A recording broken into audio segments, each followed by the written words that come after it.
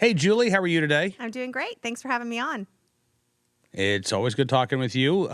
So I've got to ask, how's things on the school front these days? You know, I'm doing a lot of car pickups.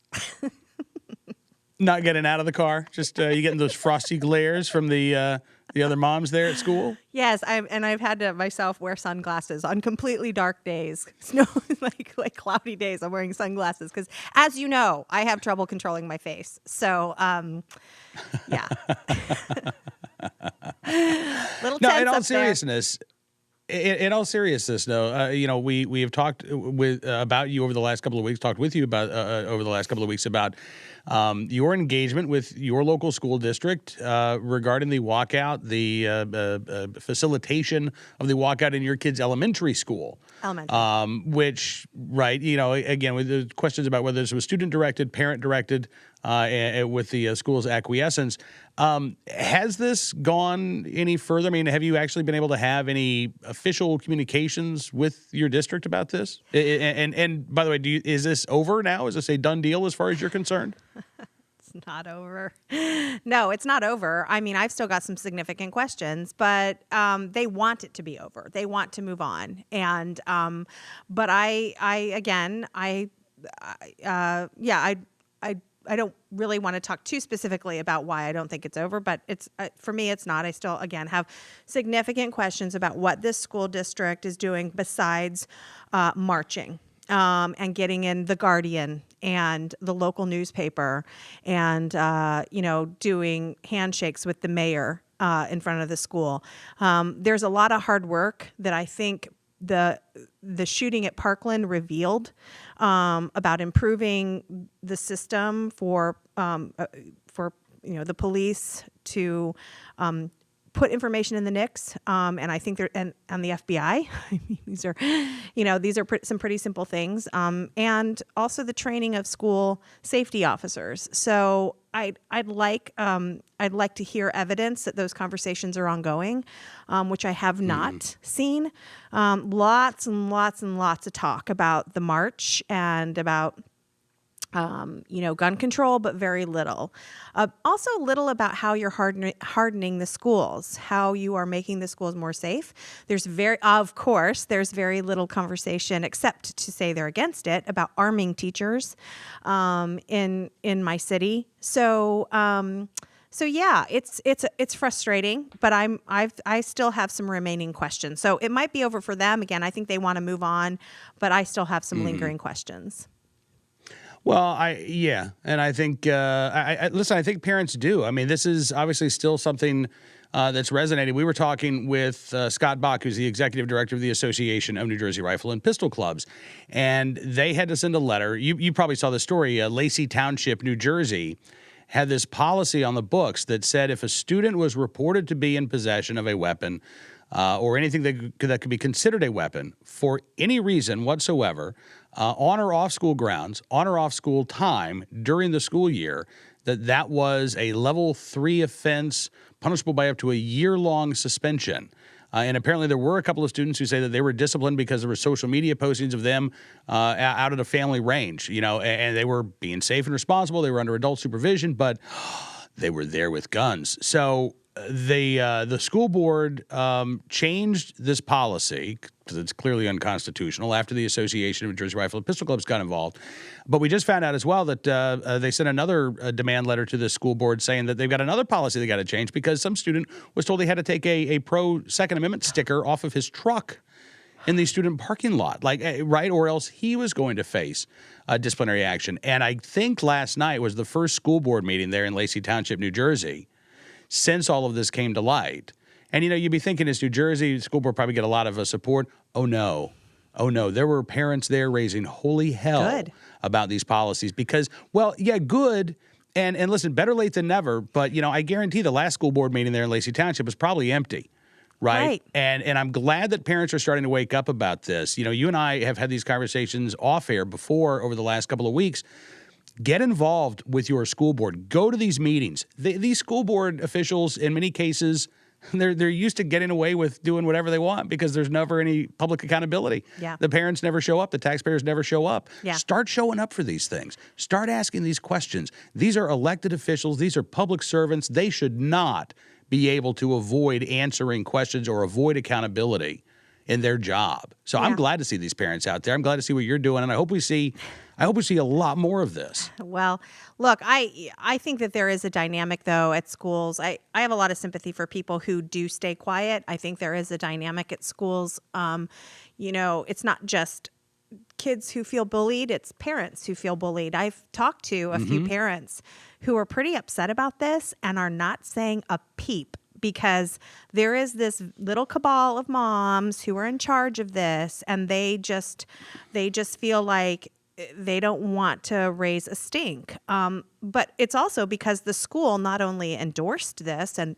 despite their lies that they didn't endorse it, they promoted it, and they allowed these kids with no consequences to walk out of this school. What was funny is I actually engaged with a mom on Twitter. A mom I know, she's at my school. I know her. I mean, she has 5 followers on Twitter, so she obviously got on Twitter to engage me. Never called me. Never engaged me on the playground, never sent me a private email, but engaged me on Twitter, right? And I asked her, what were the consequences? Because she was saying, my son's going to march and it's going to be great. And I said, what were the consequences of him because I asked her, did you talk to him about civil disobedience, what that means? Right, what it actually means. Like, this isn't really that brave, because of course all the moms are like, it's so brave that my son got up and walked out of class when he was allowed to. Right. This is not brave, right? And so Yeah. I was trying to explain, trying to say what consequences. Of course, she wouldn't answer, but I think that and then she was. I will just say I have yet to hear any follow-up. She has not called me. She has not emailed me. She doesn't want a conversation. But Twitter's fine, but not in person. But again, I think that there is this idea that I don't want to make waves. I think these are controversial issues. I worry that I won't be, popular among the school moms. All these dynamics come into this. And I think it often takes something like that kid getting in trouble for having a bumper sticker on a car to really rattle people and wake people up. I think people like you and me and like, Jen Jakes and Dana Lish, they see, and all these other moms that are kind of aware of these issues, see that the steps are in place to really start to punish people for instance, putting a bumper sticker on the back of their car, going out to the range and practicing gun safety. But I think a lot of people wait until it's to really a disastrous point to really push back. Yes, I agree with you, and I think that may just be human nature. But I'd like to think, again, yes, it's good to be proactive, and I would encourage people, again, don't wait until all of a sudden your school board, appears in a news story that goes viral, right? Don't wait until the Pop-Tart kid shows up in your school district or the kid suspended. I mean, like, really. But I also understand that we've got our lives and we're busy, and sometimes we forget. And sometimes something that I'm dealing with. I found out our school board schedules their meetings at 2 p.m. on a Wednesday. Oh, right. Every month. So. How nice. Gee, that's what time I start my So show. convenient. Every Yeah. Wednesday.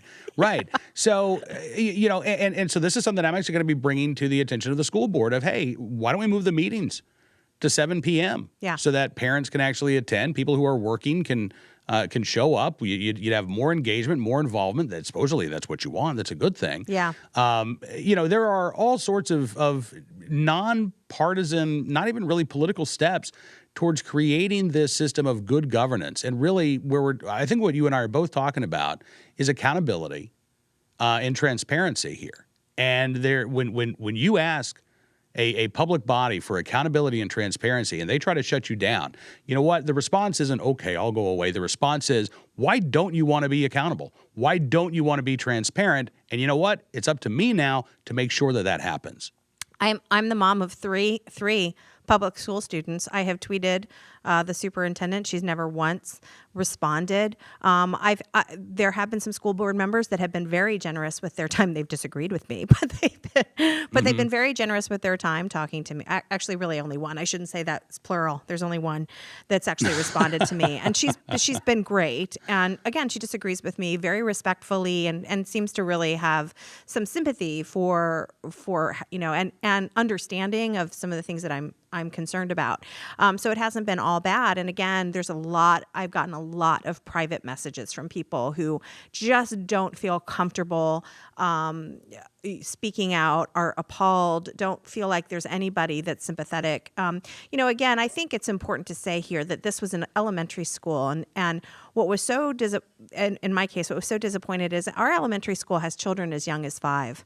All these parents were saying, well, these are 10 and 11-year-olds there, because it was the 5th grade that was encouraged to walk out. I have friends who have called me who said that their children have had nightmares, multiple, not just one, multiple friends who have said that their younger children have had nightmares because all the kids are chattering about this is exciting, right? So the 5th grade's chattering about it. They have younger brothers and sisters who then chatter about it in their classes. And so what frustrates me too is I think at least if we're gonna limit this to the elementary school, which I don't think we should, because I don't really think this is the role of schools, period, at all. But if we are going to say, some high school students, but when we're talking about elementary school, they have a duty to both the young kindergartners, 1st graders and 2nd graders, as well as the 5th graders. And so I wish that there had been more consideration of that. But look, we get it, right? I live in Alexandria, okay? It's not exactly a red area. It's like a deep, deep blue city. And fundamentally, they agreed with the march. And so they were going to make it easy for everyone to participate. So I'm not surprised by that, but I just wish they'd be a little bit more honest, and I wish that they would have some consideration for the very, very young kids in that school who are scared by this kind of talk, and some parents don't think that their 5-year-old really needs to know about this stuff. Talking again with Julie Gunlock from the Independent Women's Forum. Julie, as always, we appreciate you coming on the program. Keep up the fight. Thanks for having me.